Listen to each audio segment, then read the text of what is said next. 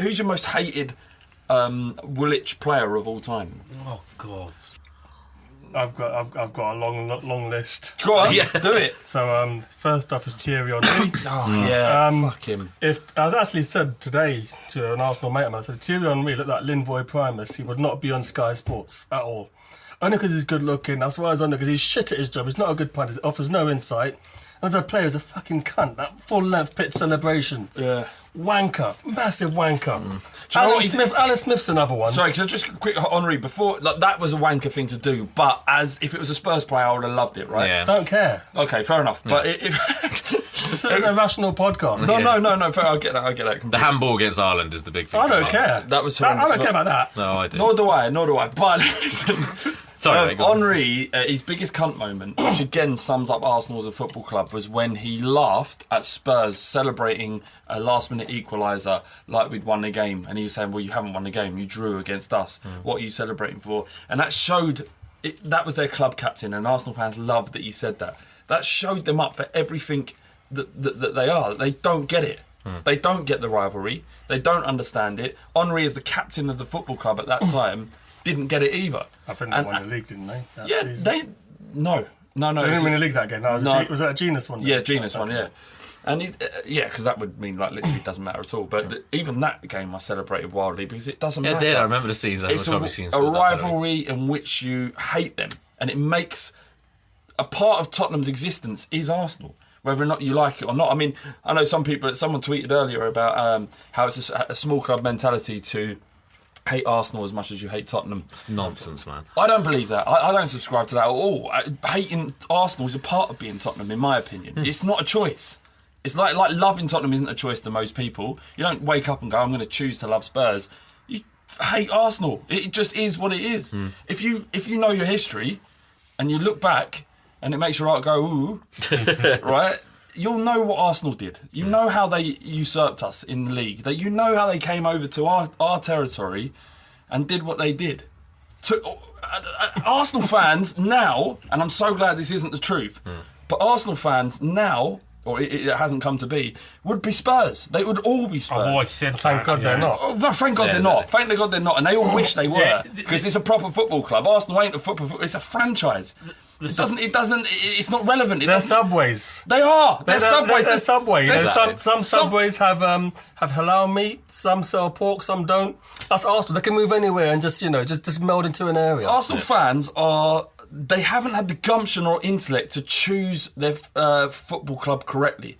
They've been given this franchise and they've wandered into Subway because it tastes nice and it's easy. And what you actually do is look at your history, look at what your football club's about. Forget what you've been told, what you've been taught about who's better on the pitch. That's not what football's about. It's about where you belong. And no one belongs at Arsenal. And they force it. With their red and white fucking scarf bullshit. Look at them all walking around Finsbury Park with their red and white scarves and looking like absolute plebs. You're like, oh yeah, I can be my work colleagues and my children here because can watch a game of football. Fuck off! It should be visual hatred, spit, and anger. Yeah, I don't want to be bringing people to Tottenham saying, oh, your friends are so nice. Fuck! I want to say you lot are scum. Like, yeah. We are scum. Spit in my mouth. That's what we are. We are scum. That's what we are. Do you know and that's the best bit when they hate it, like when they come to us and how much they hate it. Yeah. Well, yeah. Because they're terrified. That's how it should be. I might have told this story on the pod before, but I had some guy come check my heating or some shit at my old flat. And he said that he will never ever go back to Tottenham again. And I get that this is a little bit Neanderthal, and I understand that it isn't who I am in the everyday life. But for 90 minutes, I'm that bigot, I'm that prick, I'm that one that'll scream and say all kinds of things for those 90 minutes. Up in Scotland, in the Old Firm derby, they're called 90-minute bigots, yeah? So they shout racist stuff. Not that I shout racist stuff, but they shout, in... He just text it to me. I never do that. In the Old Firm, obviously it's about religion. And so if you dig someone out because their religion is not related to football, it's kind of bigotry, I guess. But when the whistle goes, all bets are off. And that's... I don't know if that's right. I don't know if it's wrong, but it's what I enjoy. Yeah. And they don't get it. And I love the fact that they can't come. They don't want to come here. They don't want to come to Tottenham. Exactly. Spurs fans don't give a shit about going to their swamp. They don't care. They'll happily walk along to that shithole because what's the worst that's going to happen? You might get Tarquin fucking doing his shoelace in front of you and bumping into you. Throwing a panini at you. Exactly. Well, even that would be a little bit refreshing. But that's what it's all about. You say about what people like in 90 minutes. I'm the same in general. For about 90 minutes, those away fans, particularly if I'm in the ground, I hate them. Bardi and I went to the Stoke game earlier in the season, and he was laughing at me because when we scored, I was like jumping up, screaming all sorts of things that he's probably not seen me scream or do before. It's an escapism. Exactly. Football enables you to lose yourself and know that there's not a truer time when that's correct against Arsenal. You lose yourself. And if that is all lost and every ground turns into the Emirates like that, then there'll be no point in doing it anymore. And Arsenal are a symptom of what football has become. They're an example of what's wrong with football. Let's get the most sanitised, most wealthy fans in one place, and that is the pinnacle of what a football club should be in the eyes of Sky Sports. Exactly. In fact, actually, when they begin to start commentating on the game and they realise how bad the atmosphere is. And this all stems from the Taylor report, which called for a gentrification of football. Let's make this a middle-class sport. And it's damaging it. And it has damaged it. I mean, there's lots right about it. You know, there was a lot of... I don't want to go into Hillsborough at all, but there's been some negative effects, and Arsenal are the key symbol of all of that. Yep, can agree more. Well said. Can I Not take a me, breath? man. I'm hard. I'm emotionally charged. Drained. No, not drained. And that's why, even if we lose this game, it doesn't matter. It doesn't matter. I mean, it's horrible. Don't get me wrong. It fucking matters. It hurts. But we're still Tottenham, and they're still them cunts.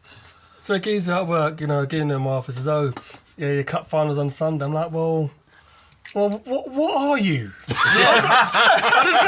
was thinking to myself, I said, "What are you?" It's a local derby, you fucking pleb. I hope he gets a coin in the face. Because I was just thinking, well, look, it's the first fixture you look at. I know that, you know that. Yeah. And it's not even worth trying to say, well, it's not really a big game. The bigger games are Chelsea and Man U. But I'm like, well, no. It's all about, this is the first fixture I look at. I mean, was it November 8th? But that's the thing that's most important to Arsenal supporters, to be able to look down on other fans. The one set of supporters that you can't have a discussion with, because them having a discussion with you and agreeing on anything that isn't pro-Arsenal, to them is almost like a weakness to their psyche. It's almost like they're admitting something.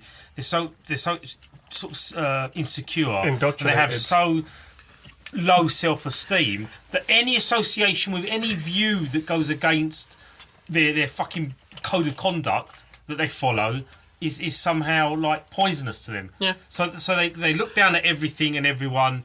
They see themselves as like paragon of the personification of like Ignorance what is is strength. fucking brilliant about football, when it isn't. And Flav's right, it is like a franchised crock of shit that got exported from Woolwich, dumped in Fulham. They wouldn't merge. They were going to merge with fucking Fulham. We've been over this so many times. Yeah, no. Just everything. And people, Some people haven't heard that. For some people haven't heard that. Listen to the pod. It's a money grab. Yeah. There's a football club going bust in Woolwich. Let's make some money out of this. Let's move them somewhere where we can profit. Let's bribe our way to doing it. And people go, mate, this happened 100 years ago. What does it matter? Well, it does fucking matter. It's the foundation That is of what your it football is. club. Exactly. It's who you are. And they've never really changed that. What did they do in the 30s? They under Herbert Chapman again. They have to look elsewhere. I swear to an God, Herbert ID Chapman used to play for Spurs. He did. So he's a Spurs man. Yeah.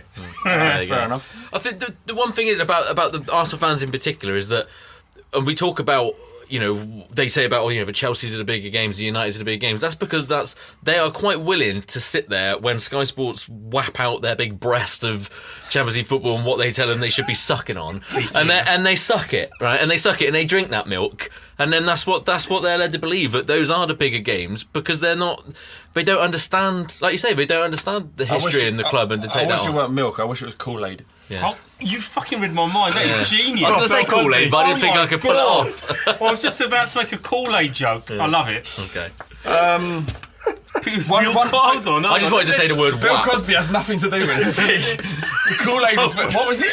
Kool-Aid was when everyone they drunk and killed themselves. Like a cult, wasn't it? Nothing to do with Rehypnol. He's gone. That's happened again. It's going back to the buggeration thing, isn't it? One final thing to finish on this is that Henry Norris, who was their chairman at the time, was later kicked out of football for corruption. And he was the man who organised Arsenal's rise to the first division, from which they've never been relegated. They're the only club, and this was Adam Powler who said this, I'm not taking his quote, the only club that have ever been promoted to the Premier League. Not on merit. Not on merit. Yeah. Not on based on their skill, Exactly. on their ability of their club. So you're there under false pretences, you're in North London under false pretences, and you're all Arsenal fans under false pretences. And that's why you can never get. Nowadays, I can never get too wound up about them, pipping us to fourth, whatever. Yeah, it's horrible in that moment, but then afterwards you think, You're still well, I'm you. still Tottenham Just- Hotspur. Yeah. But just a final point. Think about when they moved into North London. The supporters that gravitated towards that club were football supporters that had no genuine allegiance to or identity. So they kind of just, do you know what I mean? They just gravitated to this new team. Let's go and watch them.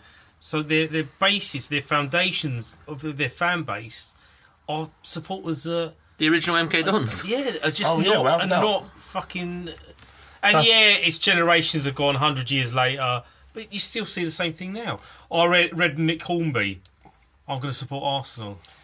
Ian Wright scoring goals. Oh yeah, I'm going to support Arsenal. That's an amazing point you've made there, because when I was in school many decades ago in the 80s, football was looked upon as a Neanderthals, was looked on as a sport that hooligans watched. So as a kid, when I was into my football, people were like, why are you into that for? Only hooligans follow it. Only rough people follow it. And then 10, 15 years later, or a lot later than that, when Facebook's now a thing, I've just checked in at Arsenal with all of my friends. When you were in school, you didn't even fucking like football. And now you support them. They're like, I can't even call them a gateway drug. They're just one of these teams you just easy to support. They've got nice fans, and yeah, we'll support them. They've got no soul. They are nothing. Fuck them! Yeah. Die!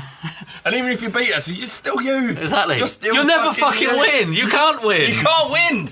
There'll always be the bastards of football. You can't win. No matter how many times you beat us, you can't win. If we're -1, you're -2. Yeah. No more eating for you now. That was a great pod. Yeah, No more eating. was good. All right, predictions? 5-0. We've just done all that, T. I've got no Fuck more. off with your That teeth. is the most tish thing that I've ever heard. Yeah. I've got no more Fucking talk. doom. Talk left in me. No more talk left in me. No, I think, That's what I said it too. Fist pump. Yeah. There was a fist bump. 2-2.